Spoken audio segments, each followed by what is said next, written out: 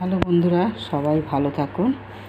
এক দিদি ভাই আমার এই ব্রতকথা বইটা দেখতে চেয়েছিলেন। তখন আমার কাছে বইটা ছিল না, আমি তখন দেখাতে পারি না, সরি দিদি ভাই।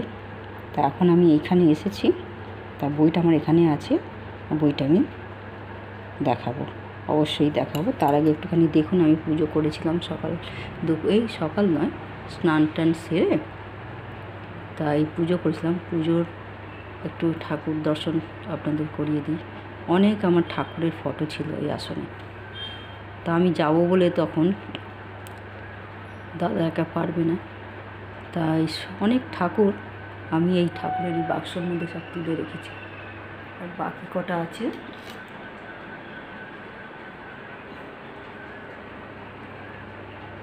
আর এই ফটো কটা রয়েছে ঠাকুরের। তখন গাছে যখন এসেছিলাম একটাও গাছে ফুল ছিল না। বৃষ্টি পড়ার পর আমিও দুবেলা করে জল দিয়ে দিয়ে এখন দেখছি গাছেতে দেখুন এত ফুল হচ্ছে। কিন্তু এই সাদা ফুল, টগর ফুল খুব হচ্ছে, লাল কলকে, সাদা কলকে, হলদে কলকে, এগুলো আর কি অল্প অল্প করে হচ্ছে। তাই এটা আপনাদের সঙ্গে একটু শেয়ার করলাম।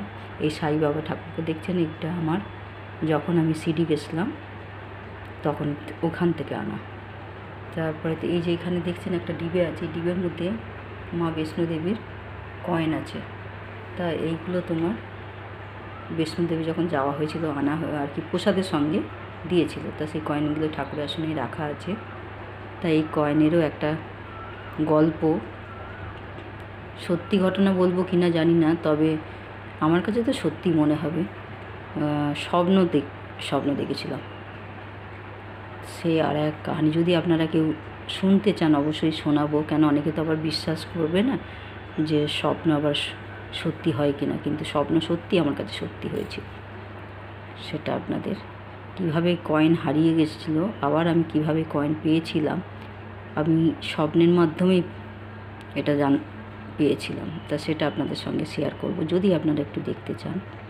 এই হচ্ছে, এই আমার হচ্ছে শিব ঠাকুর, কলকাতা থেকেই আনা। নন্দী, শিব ঠাকুরটার না, নন্দীকে আনা, ত্রিশূল আছে, সবই আছে।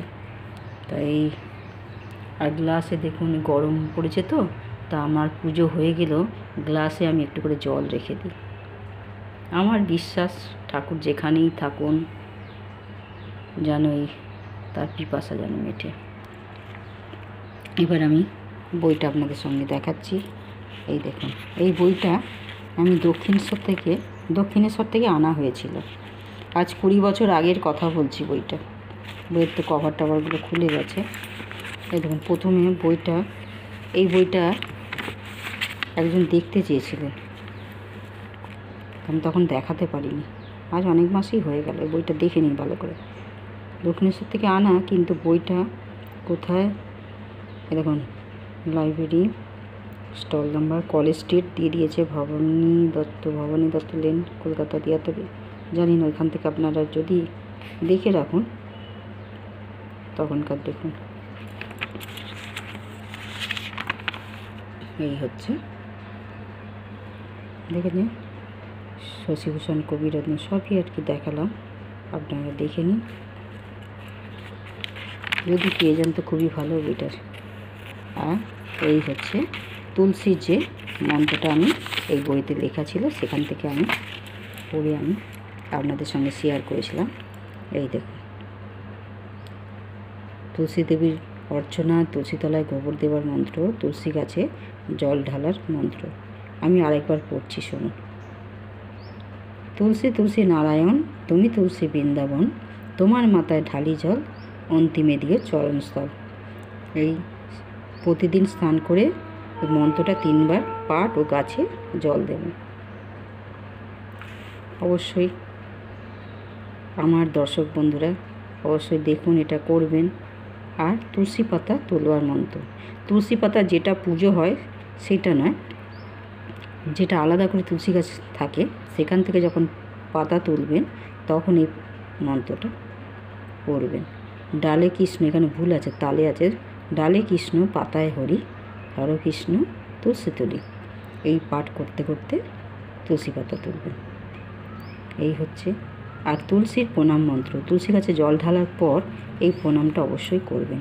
তুলসী তুলসী মাধবী লতা, কহ তুলসী কৃষ্ণ কথা, কৃষ্ণ কথা শুনি কানে, শত প্রণাম তোমার চরণে। দেখেছেন? এটাও 3 বার বলে প্রণাম করবেন। মনে মনে আপনি খুব আনন্দ পাবেন এই জিনিসগুলো যদি করেন।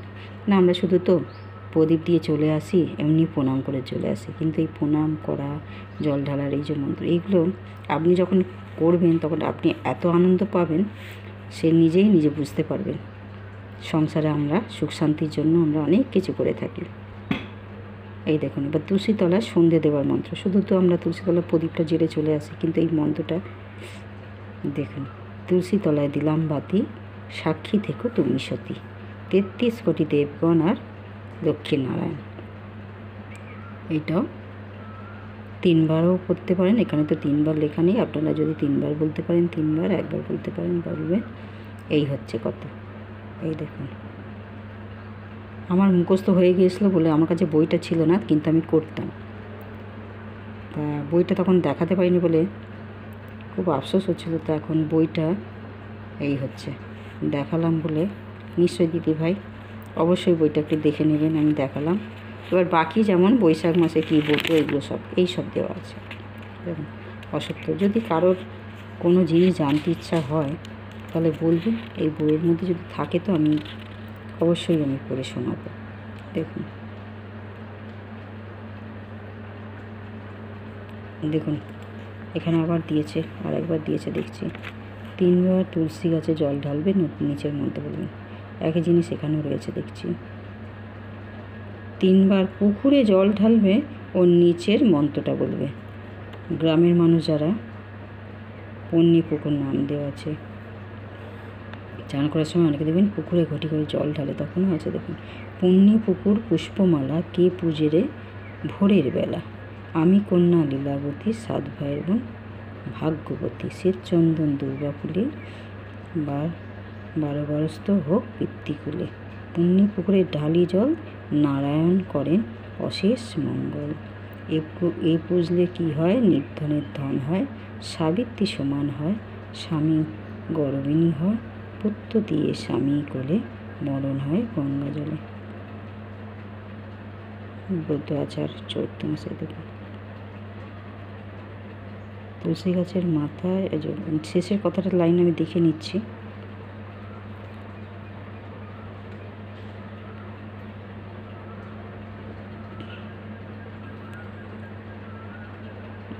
মাঝখানে একটু তুলসী চারা বসাইয়া দিবে, পূর্ব বা উত্তর মুখে বসিয়ে মন্ত্র বলতে বলতে তুলসী গাছের মাথা এবং পুকুরে জল ঢালবে।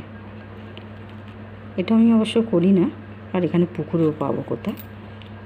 তা এই হচ্ছে, যদি কেউ আরেকবার জানতে চান তাহলে আমি আরেকবার হয়তো, এই যে যারা পুকুরে গ্রামের তারা যদি এই নিয়মটা করেন তো করবেন। এই হচ্ছে, বাকি সব আছে বইটার মধ্যে, অনেক ব্রত কথা যে বই, তো ব্রতের আচার নিয়ম সব এই বইটার মধ্যে আছে।